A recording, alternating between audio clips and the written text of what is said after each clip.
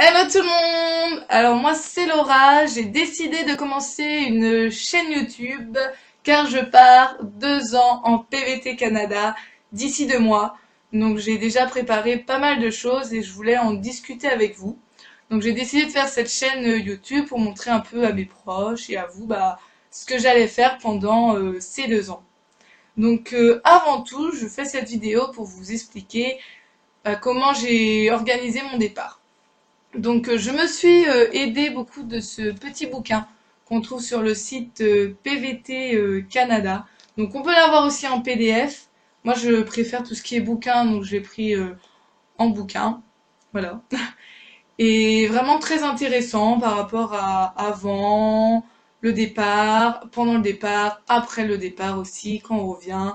Donc où aller au Canada aussi, il y avait une bonne partie sur où choisir la destination parce que le Canada est énorme. Et voilà, je trouvais ça très intéressant. Je me suis aussi aidée d'une petite liste sur internet.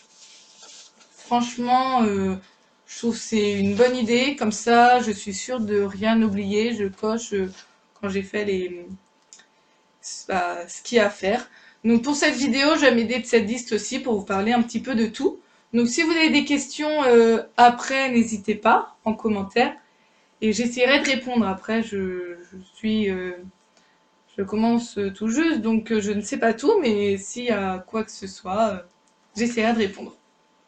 Donc tout dès au début, renseignez-vous sur votre pays d'expatriation. Donc oui, avant d'essayer de prendre un PVT, moi je me suis pas mal renseignée avec des livres, avec des blogs, sur internet aussi, des vidéos comme ça. J'ai trouvé ça très intéressant avant de faire mon choix et tout, parce qu'il y a plusieurs PVT, il y a PVT Japon, Corée, Nouvelle-Zélande, Australie. Donc moi j'ai choisi le Canada. Sinon, un bilan médical. Moi, je sais qu'avec la sécurité sociale, j'ai fait un bilan gratuitement qu'on peut faire tous les 5 ans. Donc, j'ai trouvé ça très intéressant. Et aussi, je vous conseille d'aller voir un dentiste, votre docteur, voir pour les vaccins.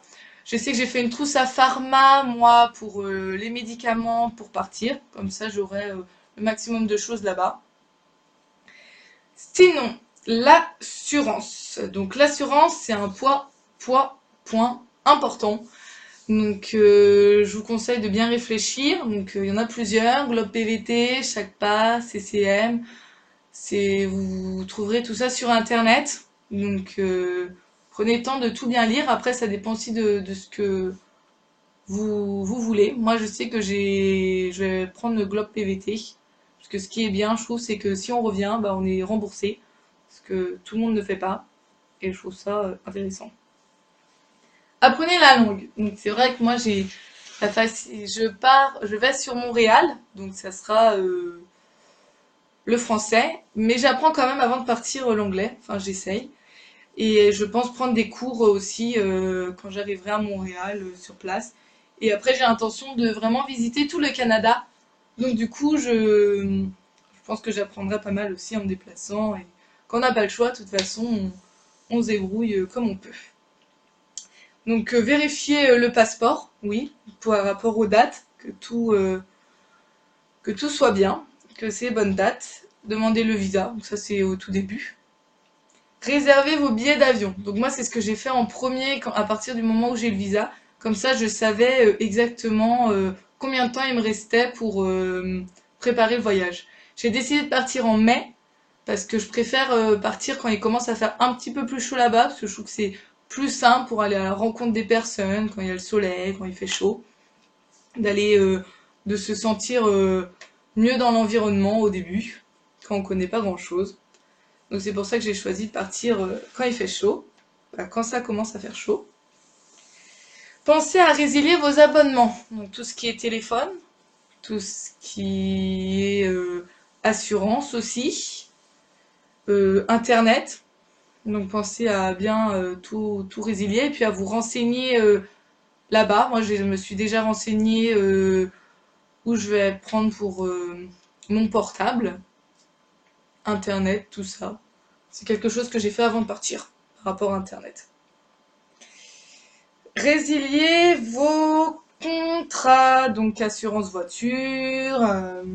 Moi, l'assurance voiture, j'ai trouvé un truc intéressant. J'ai l'intention de garder ma voiture, parce qu'on sait jamais si je reviens finalement. Donc, c'est une assurance où ma voiture reste dans le garage, hors circulation, c'est moins de 100 euros. Donc, je trouve ça au top. Et puis, si jamais je reste au Canada, bah, je la vendrai, je reviendrai pour la revendre ici. Donc, franchement, je trouve que c'est peut-être le mieux. J'ai vu plusieurs choses et c'était le moins cher et le mieux pour moi. Demander le permis international. Donc, moi, je vous conseille vraiment de prendre le permis international le plus tôt parce que j'ai fait ma demande il y a 2 mois et je l'ai toujours pas reçu. Donc j'ai vu sur internet que c'était normal, il y avait beaucoup de demandes. Donc je comprends, j'attends, j'espère l'avoir avant que je parte. Il me reste 2 mois. Normalement ça devrait le faire. Mais voilà, je vous conseille vraiment de le faire assez tôt parce que c'est quelque chose de long. Conservez une photocopie de tous vos documents. Donc moi, je sais que j'ai fait une enveloppe pour laisser à mes parents. J'ai scanné, je me suis envoyé par mail, mis sur une clé USB. J'ai tout imprimé. J'ai vraiment tout ce qui était carte d'identité, passeport, tous les papiers importants. Je sais que ça sera bien conservé si je les perds. On perd pas mal de choses. Moi, je sais que j'ai tendance à perdre pas mal de choses. Même, j'ai pensé aussi à prendre une deuxième paire de lunettes parce que si jamais je perdais celle-là au Canada, ça aurait pu être problématique. Donc, vous pouvez penser aussi à ça, de bien avoir 2 paires de lunettes avant de partir. Je sais jamais ce qui peut se passer en 2 ans. Sinon, euh, des photos d'identité, oui, bon, moi j'en avais, donc je les prends avec moi. On peut aussi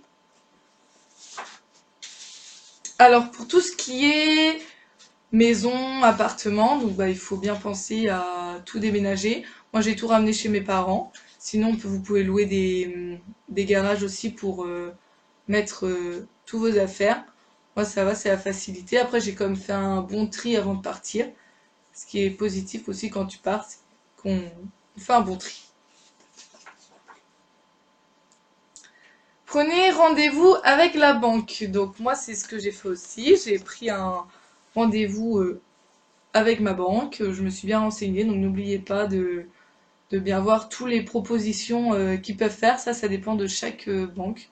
Moi, j'ai un bon conseiller, donc je suis assez satisfaite de ce qu'il m'a proposé.